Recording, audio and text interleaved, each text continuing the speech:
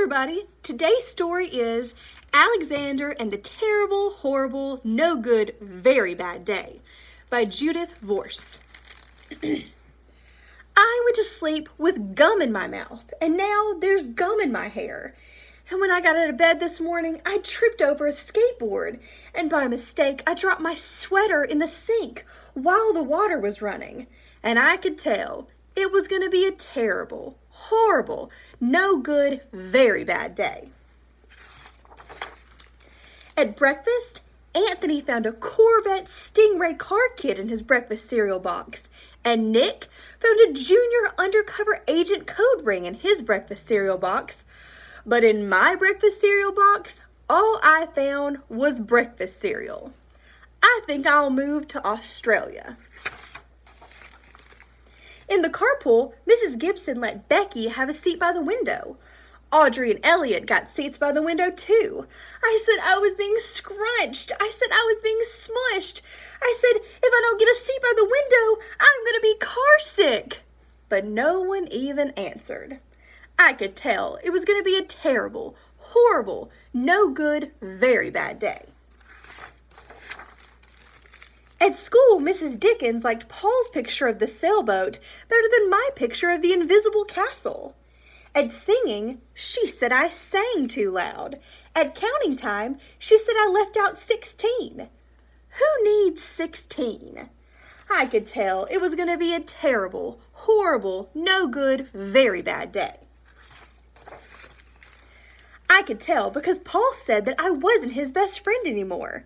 He said that Philip Parker was his best friend, and that Albert Moya was his next best friend, and I was only his third best friend. I hope you sit on a tack, I said to Paul. I hope the next time you get a double-decker strawberry ice cream cone, the ice cream part falls off the cone part and lands in Australia. There were 2 cupcakes in Philip Parker's lunch bag, and Albert got a Hershey bar with almonds, and Paul's mother gave him a piece of jelly roll that had little coconut sprinkles on top. Guess whose mother forgot to put in dessert? It was a terrible, horrible, no good, very bad day. That's what it was, because after school, my mom took all of us to the dentist. And Dr. Fields found a cavity just in me. Come back next week and I'll fix it, said Dr. Fields. Next week, I said, I'm going to Australia. On the way downstairs, the elevator door closed on my foot. And while we were waiting for my mom to go get the car, Anthony made me fall where it was muddy. And then, when I started crying because of the mud, Nick said that I was a crybaby. And while I was punching Nick for saying crybaby, my mom came back with the car and scolded me for being muddy and fighting. I'm having a terrible, horrible, no good, very bad day, I told everyone. But no one even answered. So then we went to the shoe store to buy some sneakers. Anthony chose white ones with blue stripes.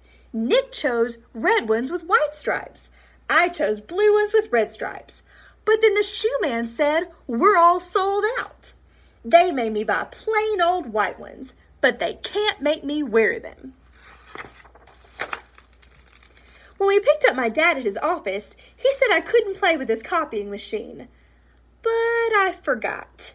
He also said to watch out for the books on his desk, and I was careful as could be, except for my elbow. He also said don't fool around with his phone.